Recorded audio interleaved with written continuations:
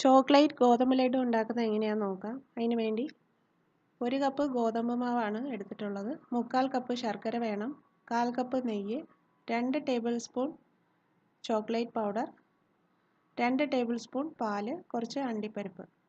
ഒരു പാൻ അടുപ്പത്തേക്ക് വെച്ച് ചൂടായി വരുമ്പോൾ അതിലേക്ക് 1/4 കപ്പ് നെയ്യ് ഒഴിക്കാം. നുറുക്കി വെച്ചിരിക്കുന്ന അണ്ടിപ്പരിപ്പ് ഇതിലേക്ക് ചേർത്ത് ഒരു ഗോൾഡൻ കളറാവുന്നത് വരെ വറുത്ത് മാറ്റി വയ്ക്കാം. ഇതേ നെയ്യിൽ തന്നെ ഗോതമ്പ് മാവ് പച്ചമണം മാറുന്നത് വരെ ഒന്ന് വറുത്തെടുക്കണം. ഇതൊരു ഗോൾഡൻ കളറായി വന്നിട്ടുണ്ട്. ഇത് മാറ്റി വെച്ച് ഇതേ പാനിൽ തന്നെ 1 കപ്പ് മാവാണ് ചേർത്തത്. ഇതിൻ്റെ പച്ചമണം മാറുന്നത് വരെ ഫ്ലെയിം നന്നായിട്ട് കുറച്ച് വെച്ച് വറുത്തെടുക്കാം. ഇതിൻ്റെ കളർ ഒരു ബ്രൗൺ കളറായി വരണം. ഗോതമ്പിൻ്റെ പച്ചമണം നന്നായിട്ട് മാറി വന്നതിന് ശേഷമാണ് ബാക്കിയിരിക്കുന്ന ശർക്കര, ചോക്ലേറ്റ് പൗഡർ, പാല് എല്ലാം ചേർക്കുന്നത്.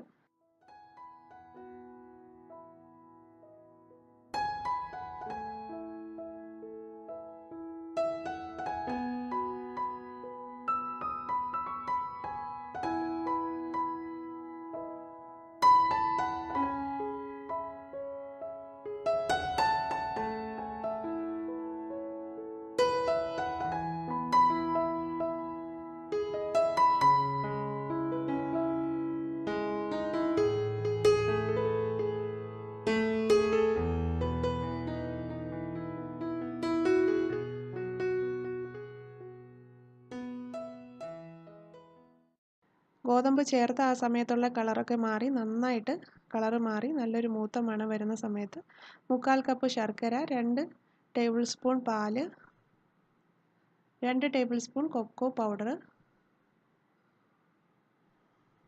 നുറുക്കി വെച്ചിരിക്കുന്ന വറുത്ത അണ്ടിപ്പരിപ്പും ചേർത്ത് നന്നായിട്ട് മിക്സ് ചെയ്തെടുക്കാം.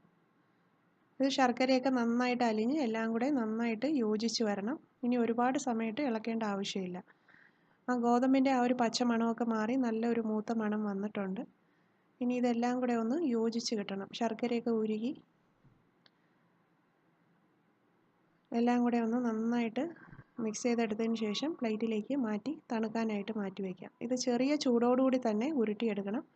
കയ്യിൽ കുറച്ച് നെയ്യ് തടവിയിട്ട് ചെറിയ ഉരുളകളായിട്ട് ഉരുട്ടിയെടുക്കാം.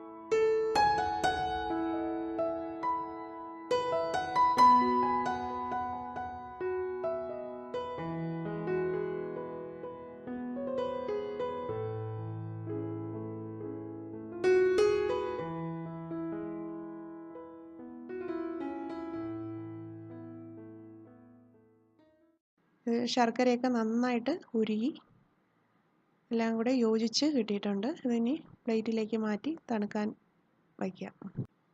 ഇത് ചെറിയ ചൂടോടുകൂടി തന്നെ ഉരുട്ടിയെടുക്കണം.